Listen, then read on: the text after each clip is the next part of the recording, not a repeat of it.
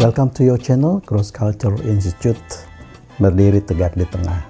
Bincang-bincang kali ini saya ingin nimbrung ikut bicara soal ada sekelompok organisasi yang mengadukan Presiden Jokowi ke pengadilan untuk mundur.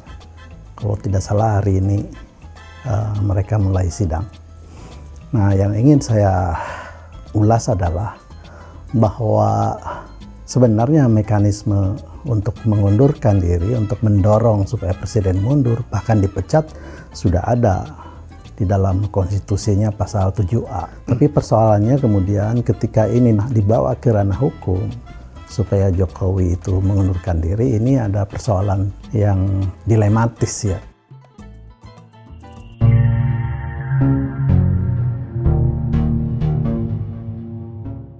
Pertama memang karena yang dipermasalahkan soal kebijakan dan itu sulit untuk bisa dibawa ke ranah hukum.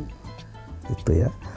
Yang kedua, bahwa sistem hukum kita itu tidak independen ya. Karena apa? Karena ada intervensi presiden di dalam lembaga hukum itu. Itu misalnya eselon 1 di kejaksaan, di kehakiman, yaitu harus diangkat oleh staf presiden. Termasuk jaksa sebagai penuntut umum juga adalah menteri ya, setingkat menteri yang diangkat oleh presiden. Jadi bagaimana mungkin sekarang anak buah presiden kemudian bisa menuntut presidennya ya. Yang kedua ya, bahwa presiden itu penyelenggara penegakan hukum. Jadi ya sulit ya, susah ya kalau kita membawa ke ranah hukum. Kalaupun itu terjadi di ranah hukum, misalnya presiden dikalahkan di tingkat 1, kemudian banding ke tingkat 2, kalah juga, lalu minta banding ke tingkat yang lebih atas ke MA, kalah juga. Ya akhirnya kan presiden punya hak gerasi. Ya. Jadi ini lucu sekali ya sistem hukum kita ini. Nah, jadi sekali lagi dibawa ke ranah hukum positif itu hampir tidak mungkin lah, mustahil. Sebab ini ranahnya ranah politik gitu ya.